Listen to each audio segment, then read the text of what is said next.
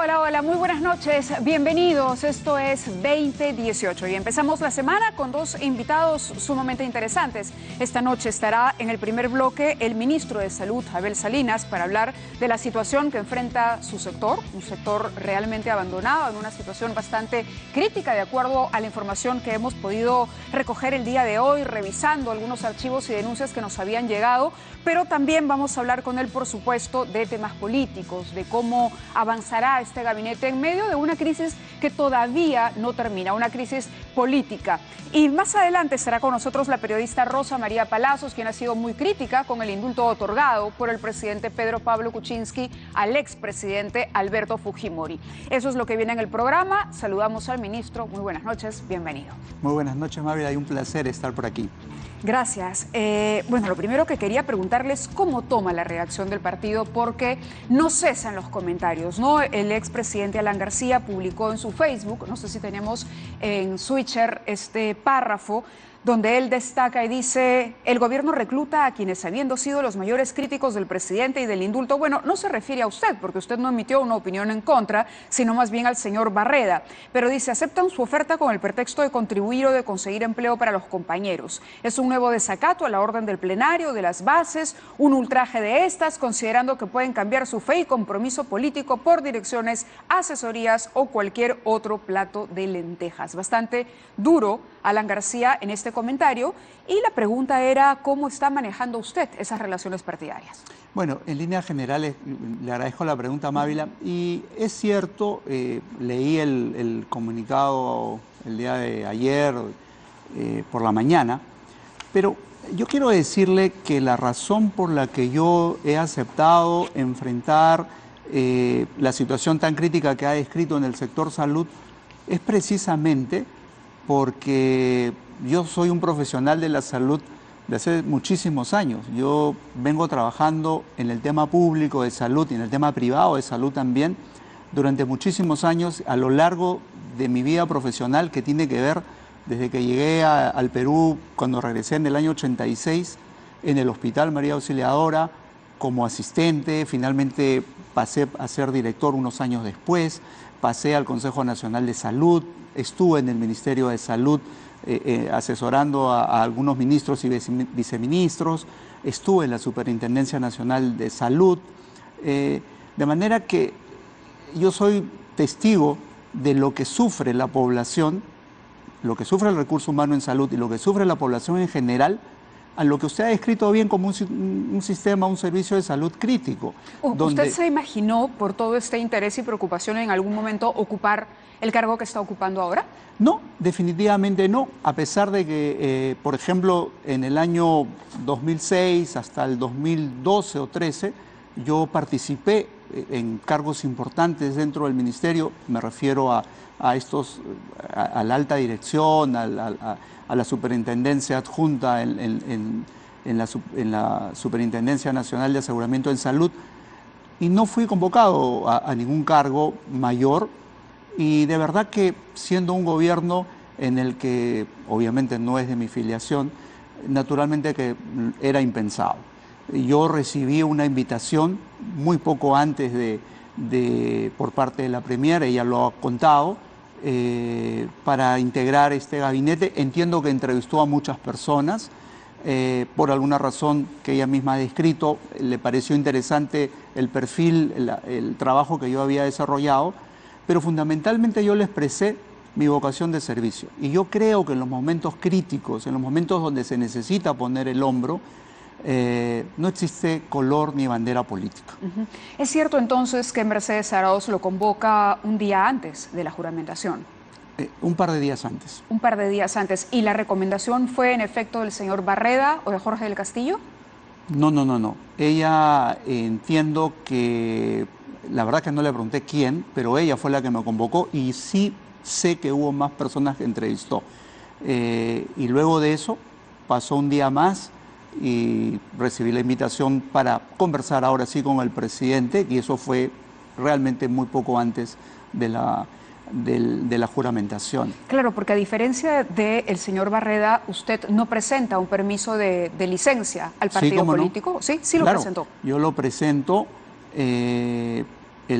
cuando me confirman que, entonces, antes de llegar a la juramentación, presento la licencia. ¿Con cuánta anticipación? Pues, ¿no? Bueno, es el mismo día, porque era cuando realmente le habían confirmado. Me habían confirmado, o sea, no era posible presentar una licencia antes. Lo llamaron 2 días antes y lo confirmaron el mismo día de la juramentación. Unas horas antes. Unas horas antes. El día anterior, pero muy tarde, ya no era posible presentar ninguna. ¿No lo sorprendió que para un cargo como el de ministro se le confirmara su participación horas antes de la juramentación? ¿No vio usted que era todo muy apresurado y que esto de alguna manera podía entenderse como una situación de emergencia política? Definitivamente la situación política es difícil, eso es innegable, pero bueno, yo muchas veces escuché a mi padre fue 3 veces ministro, y de manera que no era algo raro de saber que muchas veces los ministros son convocados no con gran antelación.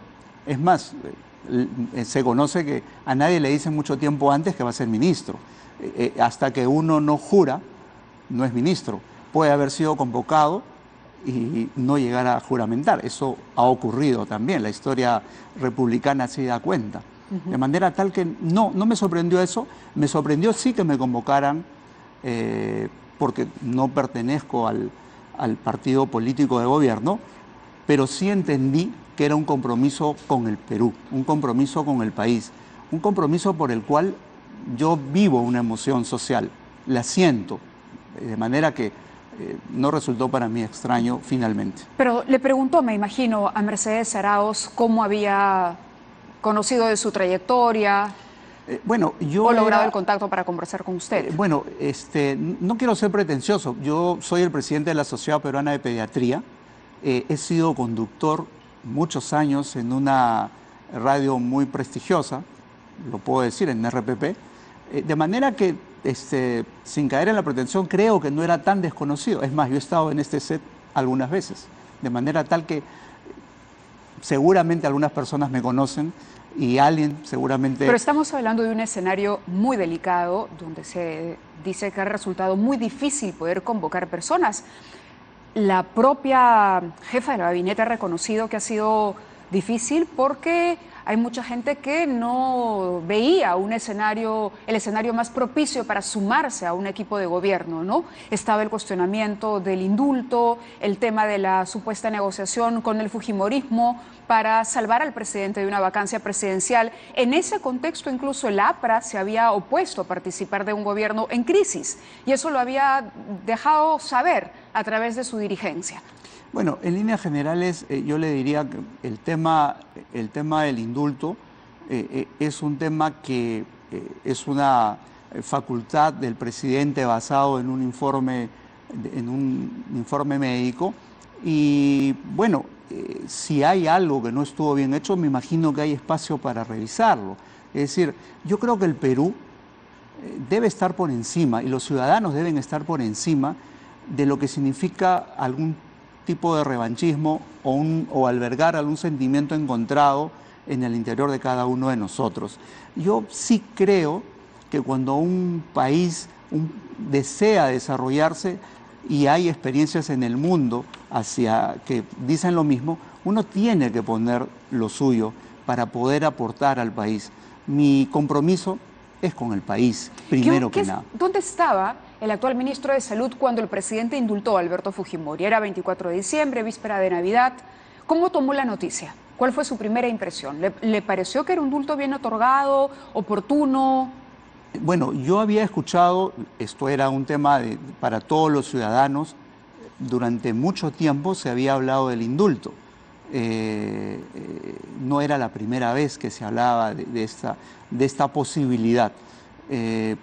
Particularmente yo no tendría por qué apoyar u oponerme, porque créame que podemos tener alguna opinión, pero sobre un hecho ya dado, lo que debe hacerse es revisarlo objetivamente, y habrá quienes lo hagan, ya hay procedimientos que se están haciendo, pero uno más bien tiene que salir adelante. Yo insisto en que jamás se puede mirar hacia atrás. Yo aprendí de mi padre que, a pesar de que seguramente él fue un opositor, en algún momento. Recuerde usted que estuvo en alguna circunstancia también adversa, pero yo nunca encontré en él un espíritu de revanchismo, a pesar de que pudo haber estado en contra, como uno puede estar, en contra de una política de gobierno, en contra de una gestión. Pero jamás eso debe personalizarse. Yo creo que eso es lo que hace daño. Pero como médico y ciudadano, ¿cuál fue su opinión? Es decir, ¿usted hubiese estado a favor, si hubiese sido parte del gobierno, en otorgar el indulto o hubiese renunciado al gabinete? La pregunta es difícil, ponerse en esos supuestos. Probablemente hubiera revisado con mayor detenimiento de qué se trata y cómo se tomaron las decisiones en ese momento. Esas son decisiones del presidente, entonces es difícil tomar una opinión así, ¿no? Sí, me imagino. ¿Y usted no ha tenido oportunidad de revisar el expediente médico del indulto? Lo he revisado lo que está en la prensa. Eso lo es que ha sido publicado. Lo que ha sido publicado. No sé cómo se produjo y la verdad que he preferido no revisarlo porque no tengo ese espíritu de volver hacia atrás de esa manera. ¿O porque no quiere desencantarse si encuentra que hay algún elemento que podría no justificar el indulto humanitario? Prefiero encontrar los encantos que me puede dar y la satisfacción de servir al pueblo. Entonces es voluntariamente que usted ha decidido no ver el expediente. No se trata solamente de no verlo, sino que por ahora seguramente habrá algunas visiones diferentes y que prefiero escuchar eso para poder tomar alguna... Insisto con el tema porque se ha criticado al presidente de haber colocado 2 ministros para trabajar expresamente en el tema del indulto. Y de alguna manera el corto tiempo que Fernando D'Alessio se mantuvo en el cargo así lo insinuaría, por lo menos. Son 114 días, en 114 días, la verdad, poco es lo que se puede hacer. No tenemos recuerdo de ningún logro importante o destacado del ministro D'Alessio, sino más bien su participación directa en la designación de los funcionarios que finalmente decidieron a su vez la conformación de esta junta médica cuestionada por haber incluido a uno de los médicos tratantes del expresidente Fujimori. Mávila, a mí me parece que es un poco duro hacer un análisis de ese tipo, que decir que solamente designó a los médicos para que hicieran el informe médico, me parece que no es muy justo. Yo no conocía al ministro D'Alessio, lo conocí al final, en el cambio, en la transferencia, pero entiendo que no viniendo de un conocedor de un tema de salud, más bien ajeno al tema de salud, normalmente un ministro que no conoce un sector demora al menos 3 o 6 meses para conocerlo, de manera que es difícil que pudiera haber tomado alguna acción importante, si a eso se refiere, en el tema de salud. Probablemente es diferente mis posibilidades, sin caer en ninguna pretensión, pero yo tengo mucho más conocimiento o acercamiento por haber vivido mucho este tema en salud, no solamente como paciente, sino... Claro, pero fíjese que lo que me está diciendo abona en la hipótesis de que Fernando D'Alessio fue incorporado al gabinete para facilitar el indulto, porque en efecto 3 o 4 meses no da para alguien que viene de la Fuerza Armada y luego de la administración de Centrum para empaparse de la problemática de salud, pues el tiempo queda corto, ¿no? Como médico, ¿usted cómo calificaría la gestión de su antecesor? En principio, yo creo que todos los ministros que han estado anteriormente han puesto lo mejor de sí. Yo podría hablar tal vez de un ministro no médico, podría hablar de otro ministro médico y que tampoco logró hacer todo lo que se propuso a pesar de tener grandes capacidades. De manera tal que yo no podría ponerme, no sé exactamente cuál fue la razón por la que se designa uno u otro ministro anterior. Es imposible que yo lo sepa. ¿Tampoco preguntó por qué terminaba la gestión del ministro anterior? Bueno, yo creo que las posibilidades de continuar en una gestión en el tema estrictamente sanitario estaba un poco complicado porque no se notaban resultados. Se notaban intencionalidades, pero era evidente que faltaba un poco más de conocimiento tal vez del sector. Y probablemente ante las necesidades urgentes de la población, y yo creo que eso es legítimo, hacer algún cambio, hacer otra propuesta. Yo creo que eso es legítimo absolutamente en el presidente y en la Premier. El hecho de que apareciera al día siguiente de su designación, de la juramentación, en este almuerzo con Jorge del Castillo, celebrando con un grupo de médicos, ¿no abona también al hecho de que muchos piensen que Jorge del Castillo fue la persona que lo ayudó a integrar el gabinete? Le cuento lo siguiente. Hace más de 12 años que este grupo de médicos apristas se reúne. Antes se reunía en otro local cercano, que ya no hay un restaurante ahí, en un club cercano, y ahora se optó por estar en el círculo militar. Ese grupo, inclusive, yo soy uno de los fundadores, y era un grupo de análisis político en salud, porque hemos sido estudiosos de la problemática sanitaria, y por ahí han pasado médicos y no médicos, apristas y no apristas, con calificaciones para discutir temas de salud. Dirigentes nacionales también del partido. Fíjese que cuando vivía Armando Villanueva también ha ido. Porque él dice que lo invitaron. Cuando se le preguntó, él dijo, yo fui invitado a este almuerzo. Y yo también fui invitado esta vez porque no puedo ir con toda la regularidad que quisiera, porque obviamente por razones de trabajo procuro ir al menos 1 o 2 veces al mes, no siempre puedo hacerlo. Y naturalmente, después de haber compartido tantos años esa mesa, cuando ocurre la designación, me avisan me invitan rápidamente para participar y felicitarme. El tema era felicitar la designación. Estuve muy poco tiempo, porque ese día había Consejo de Ministros. Teníamos un almuerzo por el cual pedí excusarme al propio presidente de la Premier para ir a esta reunión rápida. Y me encontré con muchas personas, habían muchas personas, estuve 30 o 40 minutos y ahí me fui al ministerio rápidamente. Escuché decir esta mañana que todavía no recibe formalmente esta notificación del partido sobre su expulsión. Es correcto, no la he recibido hasta ahora y Mávila, le cuento que seguramente más adelante la recibiré. Dentro del partido hay todo el ordenamiento para los procedimientos que deben continuar, pero tampoco es algo que voy a hacer público, con el mayor cariño y respeto.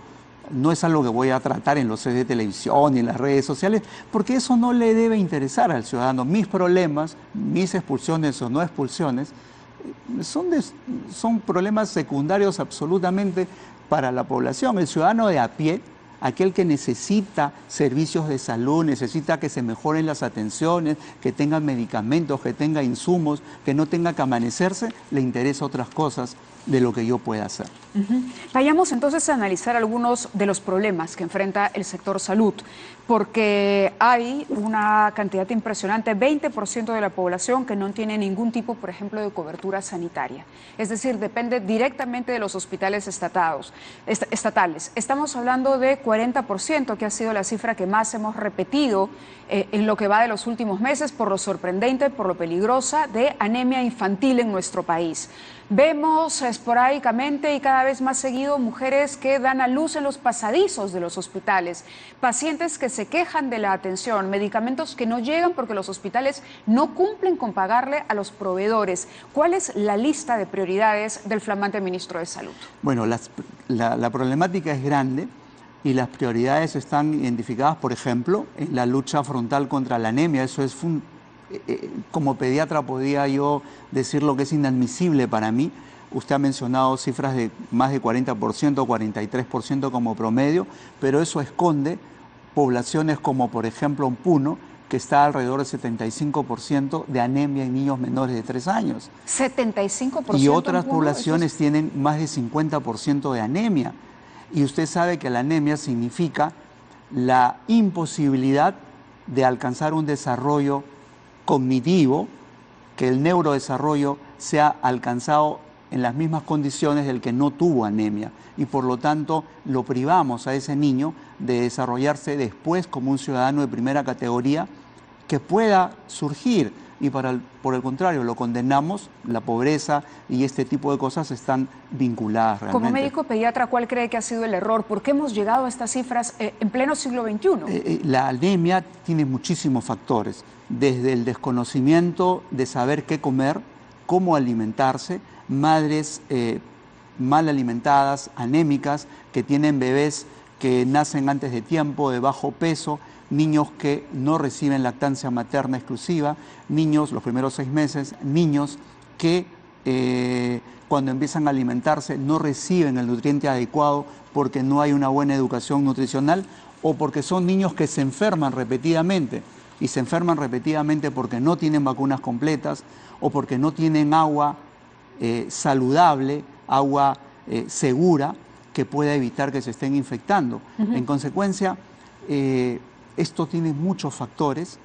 Desde el Ministerio de Salud hay muchas cosas también por hacer, pero que depende además del Ministerio de Educación, del MIDIS, de saneamiento, etcétera. De un trabajo intersectorial. Que hay que hacerlo, hay que retomarlo. Yo creo que eso fue algo que... Quizá esa es la autocrítica que hay que hacer, que no se ha trabajado intersectorialmente. Se abandonó un poco. Recuerde que hace pocos años existía un plan articulado que daba muchos mejores resultados y la anemia comenzó a disminuir. Esto fue abandonado y estas son las consecuencias. Tenemos que hacer una pausa, doctor, pero quería mostrarle un cuadro que nos alcanzó la Cámara de Comercio de Lima.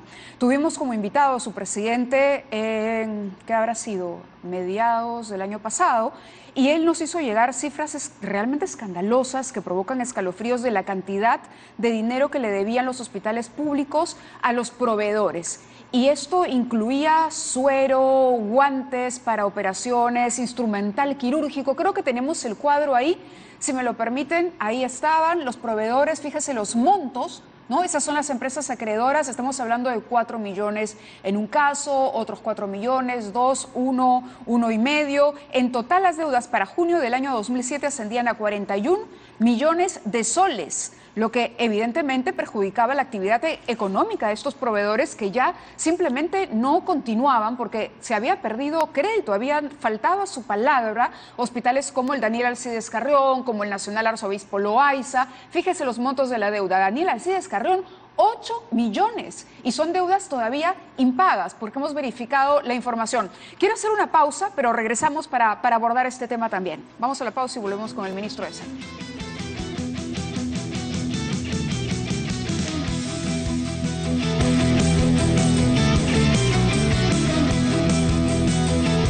Muy bien, continuamos con la entrevista con el ministro de Salud, Abel Salinas, y hacíamos mención a unos montos tremendos de deudas que corresponden a los hospitales públicos, hospitales que no han cumplido con el pago a sus proveedores. El 26 de junio del año 2017, Mario Mongilardi, presidente de la Cámara de Comercio de Lima, envió una carta al que entonces era el jefe del gabinete, Fernando Zavala, y ministro de Estado en la cartera de Economía. Esto ocurrió después de que Zavala solicitara información para corroborar la denuncia de las deudas. Hubo un compromiso de pago y sin embargo no se cumplió. Luego vino la gestión de Fernando D'Alessio en el MINSA, nuevamente la Cámara de Comercio hizo público esto, más de 41 millones de soles y hasta el momento sigue ahí y no se puede solucionar este impasse que ha hecho que los proveedores simplemente digan, ¿sabes qué? Trae mi suero, mis analgésicos, mis antibióticos, mis camas quirúrgicas, etcétera, etcétera, etcétera.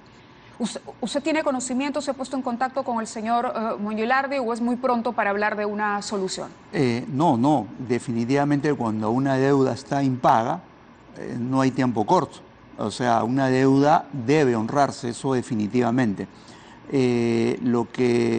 La información que tengo, pero que tengo que corroborar porque estamos en pleno proceso de transferencia, los equipos, tanto del ministro D'Alessio que salió, como el equipo que nosotros colocamos, están terminando el día de mañana la transferencia. El día jueves nos van a hacer la presentación de todos los pendientes. De manera que yo tomo nota, desde luego, además lo conozco al presidente de la Cámara de Comercio, y desde acá le digo que naturalmente lo esperaré, lo convocaré para verificar esta deuda, porque esto al final no hace sino perjudicar una vez más por otro mecanismo a quien tiene que recibir la atención. Porque, y esto ha ocurrido otras veces, cuando he sido director del hospital, me ha tocado también heredar deudas. No son deudas que uno genera, pero las hereda. Y recuerdo haber tenido una deuda muy grande que nuestro hospital tenía, por ejemplo, con el suministro de oxígeno. Y usted se imagina lo importante y vital que puede ser para la vida de un ciudadano el tener oxígeno en un Claro, hospital. se han presentado una cantidad de casos increíbles. En el caso del Hospital Loaiza, por ejemplo, hemos recibido muchísimas denuncias y se han conocido también a través de otros medios de los médicos que dicen no tengo, qué sé yo, determinado antibiótico o tal medicamento, o no tengo guantes, y el paciente tiene que ir y comprarlo, y en realidad son negocios privados de algunos funcionarios del sector salud que tienen su proveedor particular. Entonces el paciente en su desesperación termina comprando, poniendo de su bolsillo para remediar, porque tiene que salvar la salud del padre, madre, hijo, del paciente que en ese momento se esté atendiendo. Y esto nos lleva a otro tema, que es el tema de la corrupción. Uno de los temas que se cuestionó también durante la gestión anterior fue el hecho de que se había nombrado mucha gente a dedo en puestos claves, en puestos de compra. Tenemos una ayuda a memoria del Hospital Loaiza, por ejemplo, favores con proveedores, médicos, personal médico de Loaiza venden medicinas e instrumental médico a pacientes, no ejecutan el presupuesto que se tiene. Del 2017, más de 3,5 millones de soles no ejecutados, malversación de presupuestos, maltrato a pacientes del programa Prevención y Control del Cáncer. En fin, ¿se va a revisar la designación de estos empleados que han sido incorporados al sistema recientemente? Definitivamente sí. Ya tenemos una programación donde van a acudir primero todos los directores. Los hemos convocado y hay un cronograma donde revisaré un poco, yo mismo estaré presente escuchando las presentaciones de cada uno de ellos y además los documentos sustentatorios. Hay dos cosas que ocurren. Hay unos temas que tienen que ver con falta de transparencia o corrupción, como usted lo menciona, y hay otros temas que tienen que ver con una gestión ineficiente. Muchos de estos casos ocurren porque no se compraron los insumos o los medicamentos suficientes y finalmente no los tiene la institución. Y por lo tanto, el paciente, el usuario, tiene que salir a comprarlos en cualquier otro lado. E inclusive, es cierto, a veces viene el tema de la corrupción y pueden ser derivados, entre comillas. Ahí, esto es un tema que tiene que acabar y si me permite después puedo hacer un comentario. Hasta hay jaladores que lo llevan y le dicen que esto es lo que te falta, esto lo venden aquí enfrente y les venden ese tipo de medicamentos. Bueno, contra eso aquí yo me indigno y esas cosas no pueden ocurrir y no deben y no las vamos a permitir. Lo que pasa es que tenemos, por ejemplo, que mejorar nuestro sistema de compras. Si hablamos de medicamentos, nosotros lo que necesitamos son medicamentos genéricos, seguros, de calidad y que sean accesibles. Y tenemos bastantes dificultades para contar con ellos.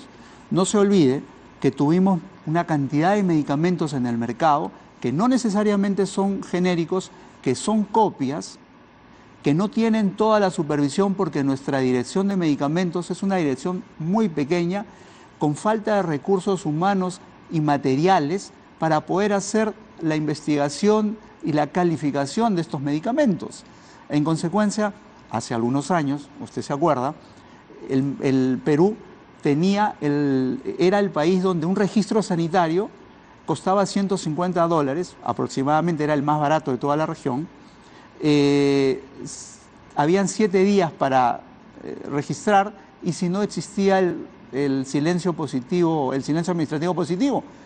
Entonces ustedes imaginen, 7 días por $150, ¿qué verificación de calidad podía hacer? Eso significó inundarnos. Era un enorme trabajo por delante, doctor. Por eso es que tenemos que proponer una reorganización total, el diseño de un organismo potente que sepa regular y que pueda regular medicamentos, insumos, alimentos y también tecnología médica. Y lo vamos a hacer, lo vamos a proponer. 2 preguntas finales. Una tiene que ver con esta propuesta que hubo para incorporar el INEN al Ministerio de Salud. ¿Está usted de acuerdo o prefiere que se mantenga como un ente autónomo? El INEN es un organismo rector en lo que significa el cáncer en el Perú.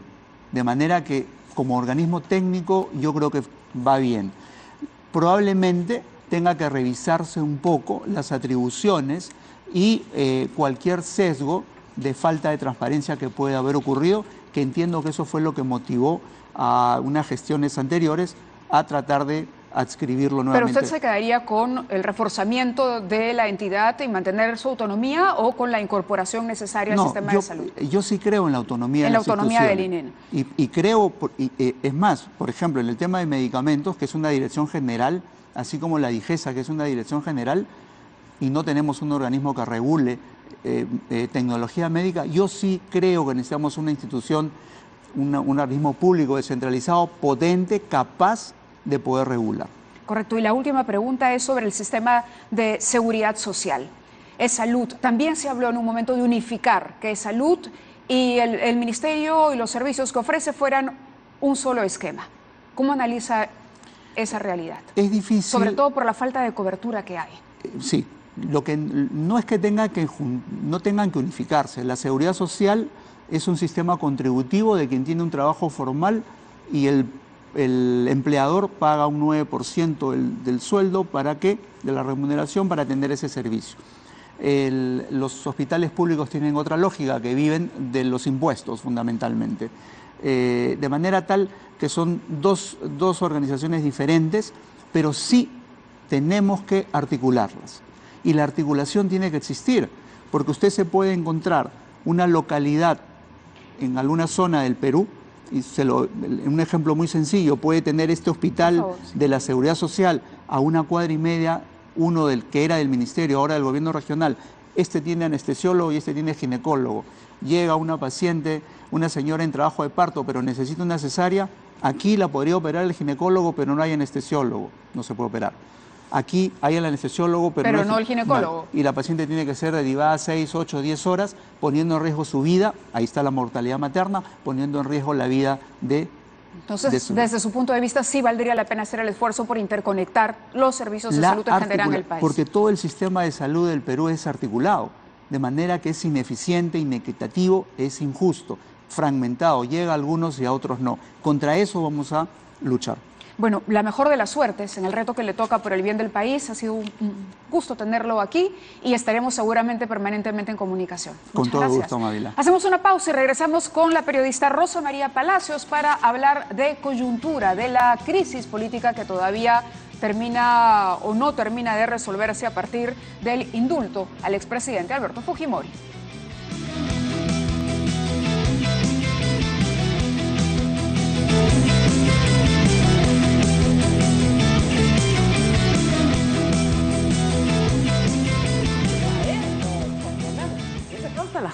Hasta las cuentas les ha sacado al señor. Oye, no te van a votar, ¿no, Mávila? Estamos al aire, Rosa María. Me parece regio. Estamos al aire. Rosa María Palacios, periodista, está con nosotros para hablar de esta coyuntura tan complicada. Ella ha sido bastante crítica con el tema del indulto. Rosa María, gracias por aceptar la invitación. No, gracias a ti, imagínate, regreso aquí después de casi 7 años.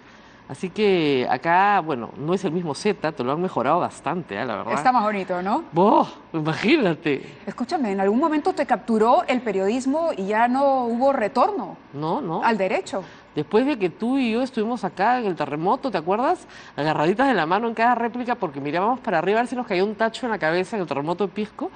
Yo he recordado estos días... Con lo de Arequipa, ¿no? Con lo de Arequipa. Claro, que el terremoto de Pisco sí nos agarró un poco más al aire, ¿no? Claro, hay que recordarle a la gente, cuando sucedió lo del terremoto, tú hacías un programa a las 11, yo hacía el noticiero más temprano, pero la situación estuvo tan complicada que arrancamos a transmitir que nos pidieron toda continuar la transmisión y esto acabó a las 3 de la mañana y la cantidad de réplicas posteriores al movimiento principal fue increíble y realmente, si ustedes pudieran ver el andamiaje que hay sobre este estudio de luces, era hablar, además hablábamos con el corresponsal parándonos para tratar de encontrar una señal cuando los reflectores se movían. Y todos los chicos acá saben cómo uno entra en pánico porque dice se me va a caer el reflector encima. Eso fue Gracias a Dios eso no pasó y podemos estar ahora conversando nuevamente sobre todo en las réplicas porque nos agarró una en comercial y decía, Mávila, creo que vamos a morir acá. Pero sobrevivimos. Sobrevivimos a ese terremoto, pero vamos a hablar de otro. A otros más. Imagínate, hemos sobrevivido a tantos. En fin, bueno, quería hablar del terremoto político, Rosa María. Tremendo, ¿no? ¿Tú crees que hay un camino de salvación para el presidente después del indulto? o lo estás condenando a El muerte? Perú es un país maravilloso y yo creo que, mira, si hemos sobrevivido a tantas cosas. Yo decía ahora en la mañana a un grupo de gente joven, si sobrevivimos al primer gobierno de Alan García, podemos sobrevivir a cualquier cosa. Lo que sí creo es que el Perú tiene lamentablemente otra vez una oportunidad perdida. Y eso es lo que te da muchísima pena por el país. El presidente tenía un triunfo. El día 21 de diciembre tenía un triunfo. Había triunfado sobre un movimiento adversario que lo quería vacar en una semana. Que eso para mí es completamente golpista. Tú no puedes sacar a un presidente del poder por indicios, ¿no es cierto?, sin mucha investigación y porque tienes los votos. Eso es un golpe de Estado por donde lo mires. Y el triunfo sobre eso. Lo que no sabíamos es que estaba negociando con Kenji Fujimori un indulto. Ahora, ¿no es un poco ingenuo pensar que no se estaba negociando cuando ves que corre el teléfono en la bancada del fujimorismo, cuando de pronto votan a favor, digamos, en contra de la vacancia, No, todo que- este grupo de Yo congresistas? yo tenía, Mávila, la información y la publiqué en el 2016 y está publicada en La República, de un grupo de congresistas. Mi información salió de algunos de los que están ahí, de un grupo de congresistas que estaba profundamente descontento con el manejo de la bancada. Y sobre todo porque los llevaban a la Comisión de Ética, les hacían el problema y les generaban la solución a cambio de su sumisión total. O sea, yo sabía que Kenji Fujimori podía, digamos, comenzar a captar del descontento, porque además me lo dijeron. Y publiqué esa famosa columna que me valió varios insultos de parte del fujimorismo oficial, porque era completamente cierta. Son las mismas personas que han aparecido después. Entonces yo sí sabía, en el momento que vi la votación dije, le están cobrando el daño que le han hecho a estas personas durante muchos meses. Porque eran provincianos, porque los ninguneaban, porque sus proyectos de ley no salían, porque los llevaban a la Comisión de Ética. Y creo que lo que Kenji estaba haciendo era una oferta. Lo que yo no sabía es que la oferta no era una oferta, era simplemente una transacción ya cerrada, como publica Jorge Morelli en su columna el 30 de diciembre, que es una columna tan importante en la descripción de lo que pasó. Él señala que él fue en agosto a hablar con el presidente, al cual conoce hace muchos años. Así es. Y en agosto llegaron a la conclusión, y lo dice, la decisión estaba tomada, solo faltaba definir la oportunidad. Eso se nos ocultó a todos, a los congresistas que tenían que votar, al pueblo entero, a los que decidimos, Alberto Borea, que fue abogado del presidente, no tenía ni idea, Pedro Cateriano, que defendió mediáticamente al presidente, Gustavo Rito y yo, que lo entrevistamos largo, porque nosotros a los dos se nos dio la oportunidad de entrevistarlo por mucho rato. Yo estuve 2 horas con él. ¿Cuál era la relación entre ustedes y el presidente? ¿Era asesoría, No, training? yo no lo veía hacía más de un año cuando él manda al matadero a Saavedra, porque hay que decirlo, Jaime Saavedra era un magnífico ministro y lo sacrifican de la peor manera, en vez de hacer cuestión de confianza ahí. Fue la última vez que hablé con él, por teléfono, y lo único que le dije es, te van a vacar. Y ese fue el fin de la conversación. Pero fue la llamada de Kuczynski. No, mía, hacia él, porque estábamos con Jaime y me dijo, ¿puedes hablar con él? Sí. Le dije, mira, si tú no haces cuestión de confianza, te van a vacar. Este es un mecanismo que la Constitución te da. Y en ese momento no era un mecanismo muy conocido, entonces había que explicarlo una y otra vez. Nunca más me hizo caso. Me pidió Freddy Chirinos que lo viera, que lo escuchara. Bueno, la misma noche que hizo la entrevista con todos los medios de televisión, yo soy una periodista que está fuera de la televisión, como ustedes saben, esa es otra historia, pero me dio la oportunidad de entrevistarlo largo, durante 2 horas, con tiempo, con papeles, no una entrevista de 8 minutos donde no le puedes Pero sacar, el objetivo ¿no? de la entrevista era publicarla. Exactamente, al día siguiente yo tengo un programa en La República que dura 10 minutos, explicar qué me había explicado a mí, y así lo hice. O sea, estos son los descargos porque lamentablemente el presidente no tiene habilidades para comunicar, como es obvio. Ustedes vieron la entrevista que hizo, una entrevista que le hicieron magníficas preguntas y él tuvo pésimas respuestas. Claro, no terminaba, además muy directas, muy concretas, que exigían respuestas concretas. Y rápidas, Y, ¿no? y firmes, una Claro. firmeza que no se vio no en sé el yo. presidente. Pero en una conversación larga, tú puedes preguntar, insistir una y otra vez, y esto, y esto, y esto. Entonces, lo que yo vi, y esa fue la única vez que lo vi, fue a un hombre completamente solo, desahuciado. Ya era una persona que su gabinete le estaba pidiendo que renuncie, que Mercedes Arauz le había pedido que renuncie, que Vizcarra no regresaba de Canadá, que estaba acompañado de Fernando Zavala y de Salvador Solar, que eran los únicos que lo estaban acompañando. ¿Mercedes Arauz le había pedido al presidente renunciar? Bueno, esa es la información que yo tenía. Y el presidente dijo que no lo iba a hacer. ¿Esa información te la dio el propio presidente? Bueno, estuvimos en esa conversación. La idea fue que era mejor una renuncia si es que igual los otros tenían los votos para vacarlo, si quieres ponerlo en esos términos. Y el presidente dijo que este era un tema de honor y que él tenía que defender su honor, que no era un ladrón y que tenía que defender su honor. Entonces, bueno, si es un tema de honor, sigamos adelante. Pero no solamente se lo pidió Vizcarra, la noche que se reúnen todos los ministros y la bancada y renuncia a Carlos Basombrío, varios ministros le pidieron que renuncie. Varios, no uno, varios. ¿Recuerdas quién es? Bueno, el canciller, para empezar, que ya no está. Ya no está. O sea, tienes que renunciar. Esto ya es insostenible. Y los que le dijeron que se quedara fueron justamente Salvador Sal Solar, que lo acompañó todo el tiempo y cuando vio lo del indulto renunció. Porque él no tenía ni idea de lo que se estaba tramitando. Es decir, todos tenían la idea, porque el presidente lo había anunciado varias veces, de que un indulto humanitario era posible en la medida en que hubiera una enfermedad que ameritara ese indulto humanitario. Que cumpliera los requisitos. Exactamente. Marisol Perestello fue en eso clara una y otra vez, se los explicó en todas las formas posibles. Yo no firmo ese indulto. Acá todo el mundo cree que el presidente puede indultar cuando quiera, tiene que firmar el ministro de Justicia. Si el ministro de Justicia no firma, no hay indulto. Entonces consiguieron un ministro de Justicia a la medida de. Si Jorge Morelli dice que en agosto lo acordaron, en septiembre cambiaron de ministro de Justicia. Y cambiaron de ministro de Salud, que eso es más escandaloso aún. Un ministro de Salud que no ha durado ni 4 meses. ¿Para qué? Para controlar, ¿no es cierto?, la Junta Médica. Eso es increíble. Porque en algún momento el discurso del presidente, que empieza negando o tratando de desviar el tema del indulto, empieza a referirse al tema médico. Entonces él decía, solo si los médicos recomiendan. Bueno, porque primero se va por la idea del proyecto de ley que se le presentaría, ¿no? Para que era una posibilidad, pero que el fujimorismo no quería. Exacto, para personas internas que cumplieran con determinadas condiciones Mávila, y tuvieran determinada lo increíble de esto es que el viernes, a la mañana siguiente de que él sale victorioso en el Congreso, habían rumores de que iba a indultar a Alberto Fujimori y me llama por teléfono para agradecerme que defendiera la democracia. Porque todo nuestro contacto había sido ese y, obviamente, mi trabajo y un montón de consejos a Freddy Chirinos diciéndole, oye, defiéndase bien, ¿no? ¿Qué sé yo? Finalmente, cuando...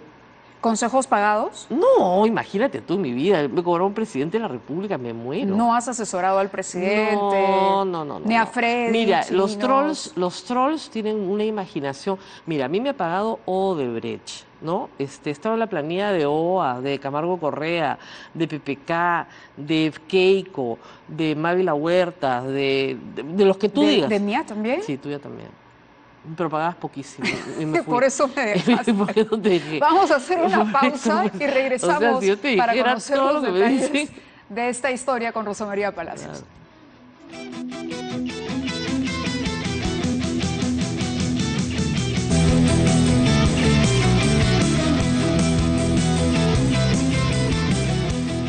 Muy bien, seguíamos conversando con Rosa María y hablabas de una llamada que te hace el presidente después de que salva de la vacancia. Sí, llama a Gustavo Gorriti, llama a Pedro Cateriano, me llama a mí, porque además después hablamos entre todos, ¿no? A decirnos, muchas gracias, quiero reunirme próximamente con ustedes, que le quedaba muy claro quiénes eran ahora sus adversarios, porque eso es un presidente que no confronta, no es su carácter, y eso es fatal, y le ha ido muy mal con esa actitud.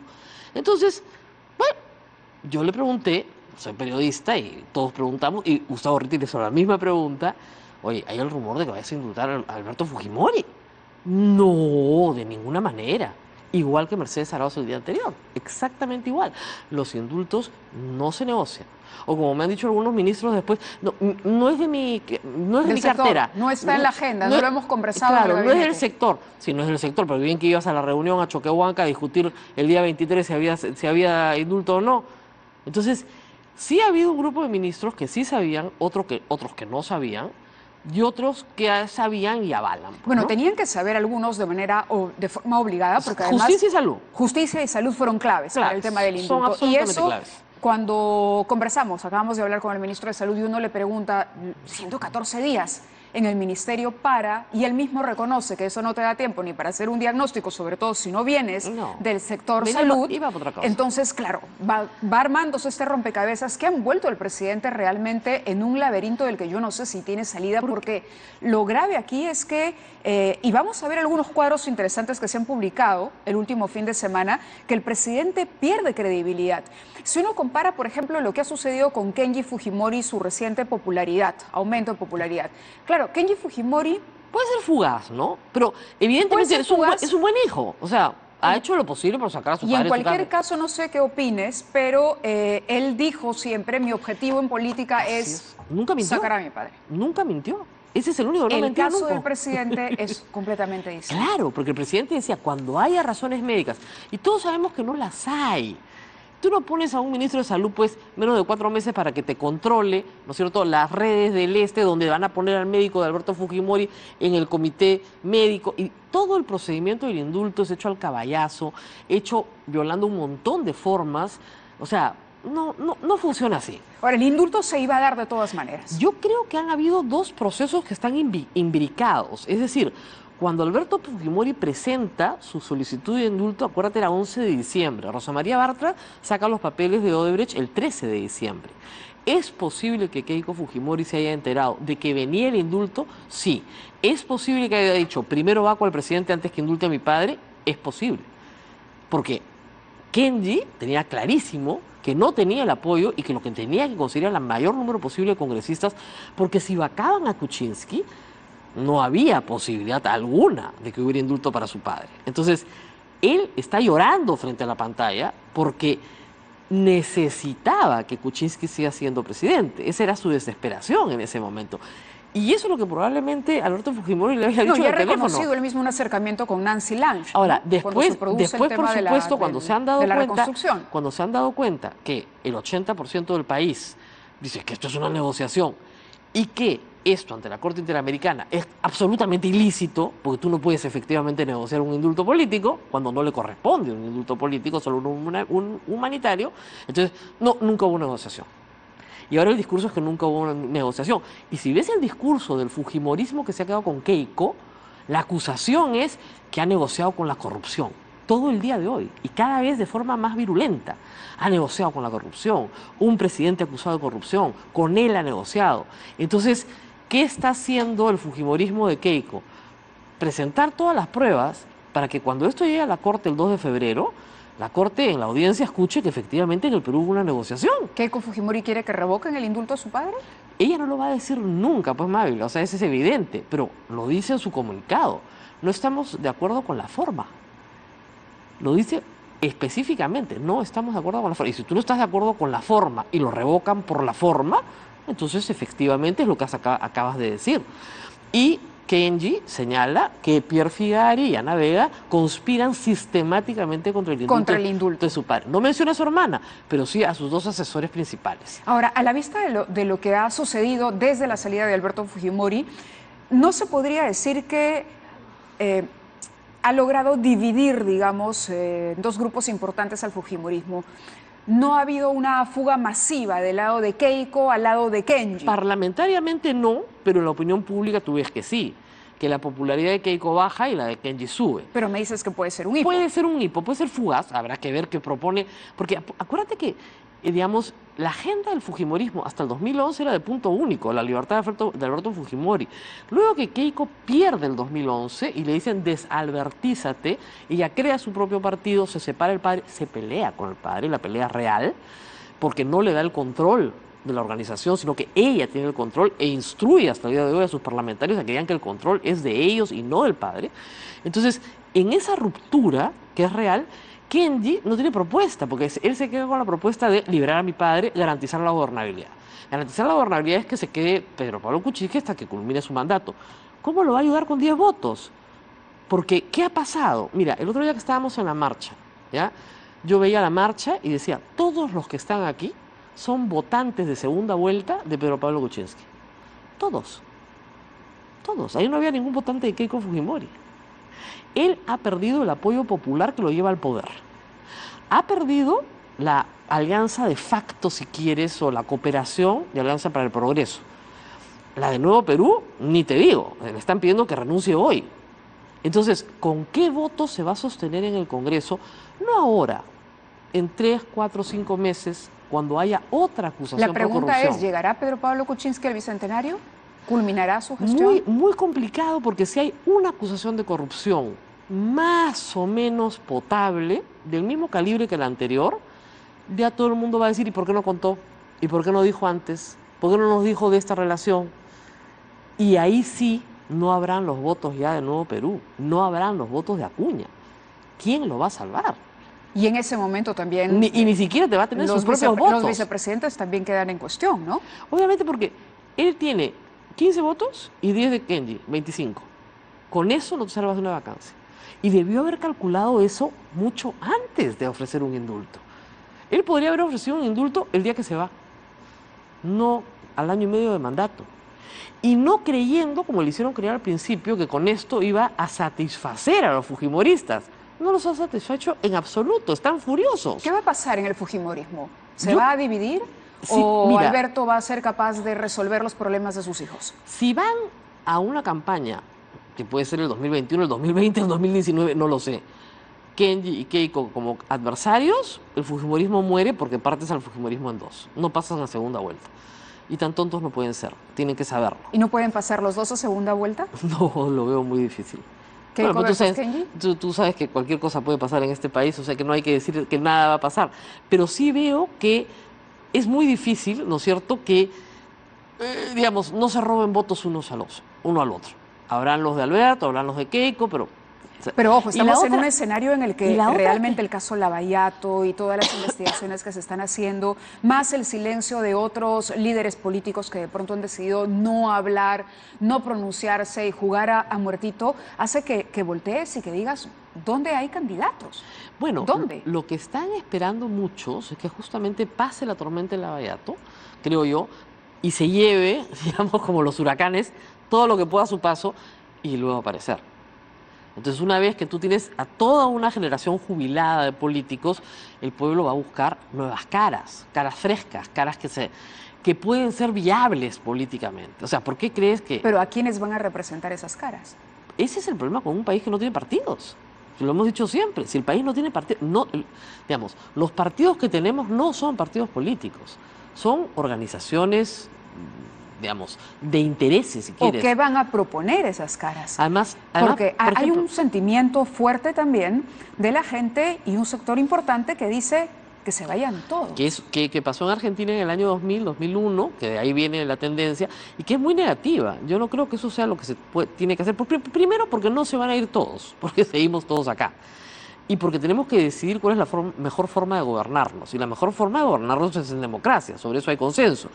Y si decidimos que la mejor forma de gobernarnos es en democracia, tenemos que elegir los caminos democráticos. Y eso es a través de partidos políticos, nos guste o no. Entonces, ¿qué se necesita? Efectivamente una buena reforma electoral. ¿La puede hacer este Congreso? No la puede hacer este Congreso. Y está aprobado porque todo lo que se ha pedido de reforma electoral, que ha sido conveniente a los intereses de alguien, se ha aprobado. Pero todo lo que se ha pedido que no ha sido inconveniente... Mira, ponte a pensar. Todos los temas de donaciones de campaña, ¿ya? ¿Se ha reformado el Código Penal? No se ha reformado el Código Penal.